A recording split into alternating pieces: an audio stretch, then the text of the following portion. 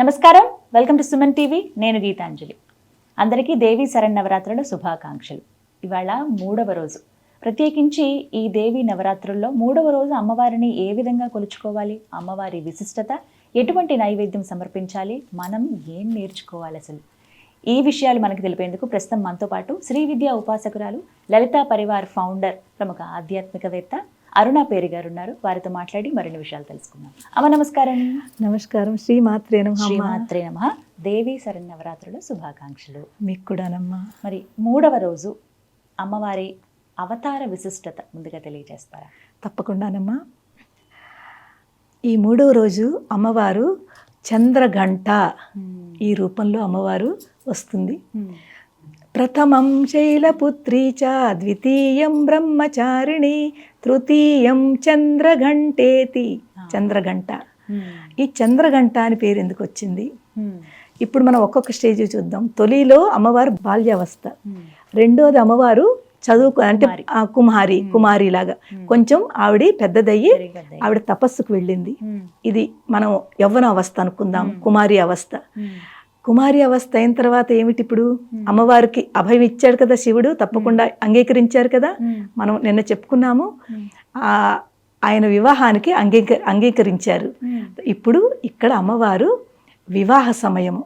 ఈ చంద్రఘంట అమ్మవారు వివాహం అయిన తర్వాత చంద్రఘంట అని పేరుతోటి వచ్చింది. చంద్రఘంట అంటే వివాహం అయిన తర్వాత శివుడు శిరస్సు మీద ఏం ధరిస్తారు? చంద్రుడు, చంద్రవంక. అమ్మవారితో వివాహం అయిన తర్వాత ఆ చంద్రవంక అమ్మవారి మీద కూడా వచ్చేస్తుంది. అంటే ఏమిటి ఇక్కడ? శివుడు అమ్మవారు వేరు కాదు, ఒక్కళ్ళేను. శివశక్తి స్వరూపిణి అమ్మవారు అనమాట. శివశక్తి ఐక్య రూపిణి శ్రీ లలితాంబిక మనం చదువుకుంటాం కదా. ఆ శివశక్తి స్వరూపిణే ఈ రూపం అనమాట. అర్ధనారీశ్వర తత్వము. ఇప్పుడు శివుడు శక్తి కలిసి ఉన్న తత్వము. అందు గురించి అమ్మవారు ఆ చంద్రఘంట, ఆ చంద్రఘంట ఆకారంలో ఉంటుంది. ఆ చంద్రుడు, చంద్రవంక ఏదైతే ఉందో అది ఒక గంట ఆకారంలో ఉంటుంది. అందుకే దానిని చంద్రఘంట అని పిలిచారు. ఇప్పుడు అమ్మవారు ఇంకొంచెం అంటే వివాహం అయిన తర్వాత ఏంటి జరుగుతుంది చూడండి. మనకి రెస్పాన్సిబిలిటీస్ అంటే కర్తవ్యము. అమ్మవారికి ఇక్కడ అటు చూసుకోవాలి, ఇటు చూసుకోవాలి. ఇప్పుడు ఆవిడ దేని గురించి వచ్చిందో దాని గురించి కూడా ఆవిడ ముందుకు వెళ్ళాలి. ఆవిడ ఏ పర్పస్ గురించి అమ్మవారు వచ్చిందో ఈ బ్రహ్మాండంలోకి, ఆ పర్పస్ను కూడా ఆవిడ గుర్తు రావాలి. అందు గురించి ఆవిడ నెమ్మదిగా బాల్యావస్థ నుంచి కుమారు నుంచి మనకు వివాహం జరిగింది. వివాహం జరిగిన తర్వాత తన యొక్క మెయిన్ ఇప్పుడు కర్తవ్యం ఏంటి? భర్తతో సమానంగా, అదే అర్ధనారీశ్వర తత్వము. భర్తతో చక్కగా ఉండడము, సమానంగా ఉండడము, ఏది కావాలో అది భర్తకి అనుగుణంగా ఉండడము, ప్రేమతత్వము, ప్రేమ పంచడము. ఇదంతా కూడా ఇక్కడ మనకి చంద్రఘంట ఈ అమ్మవారి రూపంలో కనిపిస్తోంది. అదే మన వైపుకి చూసుకుంటే మనది కూడా ఒక స్త్రీ వివాహం అయిన తర్వాత రెండుగా విడిపోతుంది. ఒకటి పుట్టిల్లు వేరవుతుంది, అత్తవారింటికి వస్తాము.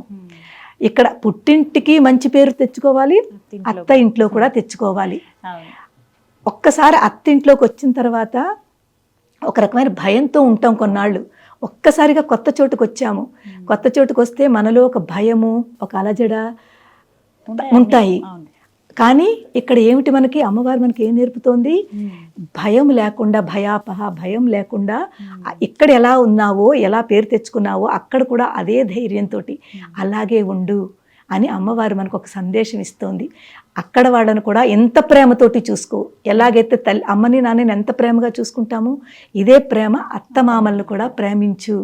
వాళ్ళు కూడా మన తల్లి తండ్రి, అమ్మ స్వరూపం అందరిలోనే ఉంది, అందరూ వేరు కాదు, ఒకటేను అని చెప్పి ఈ స్వరూపం మనం కూడా అర్థం చేసుకుని ఇక్కడ ఇలా ఉండాలని మనకు ఒక మెసేజ్. ఇక్కడ అమ్మవారు 10 చేతులతో ఉంటుంది. అమ్మవారు 10 చేతులతో ఉంటుంది. ఈ 10 చేతుల్లోనూ అమ్మవారు గద, ఖడ్గము, అభయవరద ముద్రలతోటి, త్రిశూలంతోటి ఇలాగ 10 చేతుల్లోనూ 10 ఆయుధాలను ధరిస్తుంది. ఆయుధాలు ఎందుకు ధరిస్తుందంటే ఇప్పుడు అమ్మవారికి ముందు ఏం చేయాలో ఆవిడకి ఇప్పటి నుంచి ప్రిపేర్ అనమాట. ఆవిడ ఏ పర్పస్కి వచ్చింది?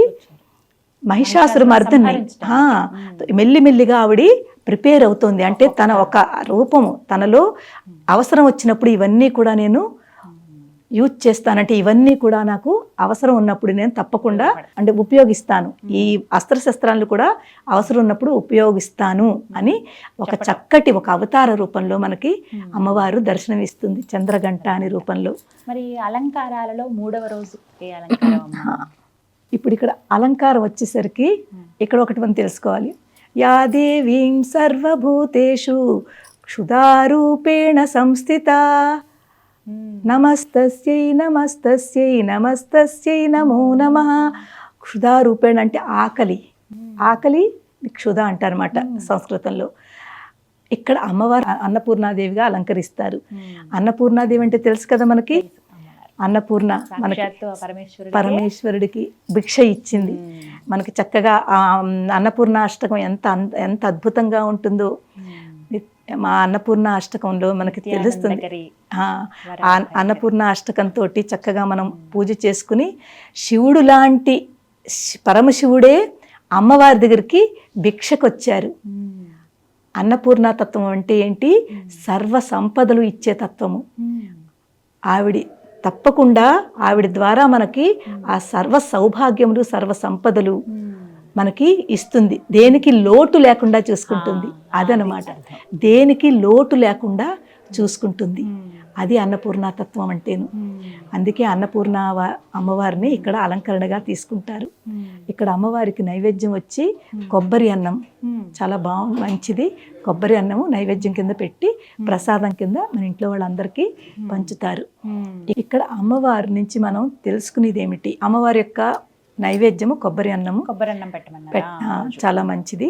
అలాగే అమ్మవారి దగ్గర నుంచి మనం ధైర్యము, ఎందుకంటే అమ్మవారు వివాహం అయిన తర్వాత ఇక్కడికి వచ్చింది. ఆవిడలో ధైర్యం ఉంటేనే ఆ ఇంటిని బాగా చూసుకోగలుగుతుంది. ఆ భయంతో ఉంటే మనం ముందుకు వెళ్ళలేము, మనం ఆ ఇంటిని బాగా చూసుకోలేము, ఆ భయంతో ఉండిపోతాము. అందుగురించి ఇక్కడ భయం తీసేసి ధైర్యాన్ని ఇస్తుంది. ధైర్యాన్ని ఇచ్చి అభయవరద ముద్రలతోటి మన ఆశీర్వదిస్తుంది. ఏం పర్వాలేదు, నేనున్నాను, ఏం పర్వాలేదు, నేనున్నాను, నువ్వు చక్కగా చూసుకో, నీ రెస్పాన్సిబిలిటీ, నీ కర్తవ్యాన్ని నువ్వు ఫుల్ఫిల్ చెయ్యి, మిగిలింది నేను చూసుకుంటాను అని అమ్మవారు చక్కగా అభయ వరద ముద్దలతోటి మనని ఆశీర్వదిస్తుంది. మనం తెలుసుకునేది, మనం నేర్చుకునేది ధైర్యము, తర్వాత మన కర్తవ్యము. మ్యారేజ్ అయిన తర్వాత ఒక స్త్రీకి ఉండే కర్తవ్యము ఏదో అది మనం అమ్మవారి దగ్గర నుంచి నేర్చుకోవాలి. మరి ఆ రోజున పూజ ప్రత్యేకంగా ఇలానే చేయాలి అంటే ఏమైనా నియమం ఉంటుందా అమ్మ? నియమాలు అనేది యాక్చువల్లీ మనం పెట్టుకుంటున్నాం అమ్మ. ఎక్కువ నియమాలు పెట్టుకుంటే మనం పూజలో ప్రశాంతంగా మనం ధ్యానం ఇవ్వకపోతాం. ఎక్కడైతే నియమాలు ఎక్కువ ఉంటాయో మనకు ఆ నియమాల మీద ఎక్కువ దృష్టి వెళ్తుంది తప్ప పూజ మీద తక్కువ దృష్టి వెళ్తుంది. అలసిపోతాము. అవన్నీ ఆలోచించి ఇలాగా అయ్యో అది చెయ్యలేదేమో, అరే అది మర్చిపోయాను నేను, ఏంటవుతుంది, ఈ భయాలు ఎక్కువ ఉంటాయి. ఇవన్నీ కాకుండా చక్కగా అమ్మవారి దగ్గరికి వెళ్ళి, అమ్మ అది అన్నపూర్ణ అనుకోండి, అలాగే మీరు చంద్రగంట అమ్మవారు అనుకోండి, అక్కడికి వెళ్ళి అమ్మ నాకు ఇంతే వచ్చును, నేను ఇంతకంటే ఎక్కువ నేను చెయ్యలేను, నా దగ్గర ఇంతకంటే సమర్థత లేదు, ఏ తప్పు చేసినా ఒప్పు చేసినా అంతా నీకే సమర్పించుకుంటున్నాను అని అనండి చాలు. తప్పకుండా ఆవిడ మీ పూజ స్వీకరిస్తుంది. అందు గురించి నియమాల గురించి పెట్టుకోకండి. మామూలుగా 9 రోజులు మీరు ఏదనుకున్నారో అలాగే చేయండి. ఎక్కువగా నియమాలతో పూజిస్తే కష్టం అవుతుందమ్మా, కష్టపడతారు, అంతకంటే ఏం కాదు. 3వ రోజు ఏ మంత్రం, శ్లోకం కానీ ఇక్కడ మనం అమ్మవారి చంద్రగంట కదా, ఓం దేవి చంద్రగంటాయై నమః, ఓం దేవి చంద్రగంటాయై నమః ఏమ్మా ఇది. అలాగే అమ్మవారి ఇక్కడ మనకి ఇక్కడ అమ్మవారు మనకి అన్నపూర్ణాదేవి కాబట్టి ఓం శ్రీ అన్నపూర్ణాదేవి అయి నమః, ఓం శ్రీ అన్నపూర్ణాదేవి అయి నమః. అంతే. ఈ రెండు తలుచుకుంటేనమ్మా మీరు ఏ పూజ కూడా చేయొద్దు. ఈ రెండే తలుచుకోండి, 5 నిమిషాలు తలుచుకోండి. మీ పూజ అంతా కూడా మానస పూజ చెప్పాను కదా, అలాగే మనసులో ఈ అమ్మవారిని తలుచుకుంటే ఆ మనసు ద్వారానే ఆవిడకి ఆ పూజ వెళ్ళిపోతుంది. మనసు ద్వారానే చేసుకోవచ్చు. అంతే అంతే. ఎక్కువగా పీఠం పెట్టుకోలేని వాళ్ళు వీళ్ళందరికీ కూడా అదే వెసులుబాటు. మానస పూజ అంటారు. మానస పూజ మనసుతోటే అమ్మా నేను నీకు అది అర్పిస్తున్నాను ఇలాగని. శివ మానస పూజ, శివుడి దగ్గర మనం ఏం పెట్టకుండానే శివుడికి మనం ఇలాగా మానస పూజని చక్కగా ఒక మంచి స్తోత్రం ఉంది, శివమానస పూజ, చాలా బాగుంటుంది. అలా చేస్తే శివుడు ఈ పూజలు ఇవన్నీ పట్టించుకోడు, కానీ ఆ శివమానస పూజ చేస్తే తప్పకుండా మనకి కైకర్యం చూపిస్తాడు. ఈ విధంగా 3వ రోజు చక్కగా అమ్మవారిని ఆరాధించుకోవచ్చు. ఓన్లీ మనసుతోటి అమ్మవారి నామస్మరణ చేసుకుంటూ శ్రీమాత్రే నమః, ఓం శ్రీ అన్నపూర్ణాదేవి అయి నమః, ఓం దేవి చంద్రఘంటాయై నమః, అంతే. చాలా చక్కగా వివరించారమ్మా. నమస్కారం. శ్రీమాత్రే నమః. శ్రీమాత్రే నమః.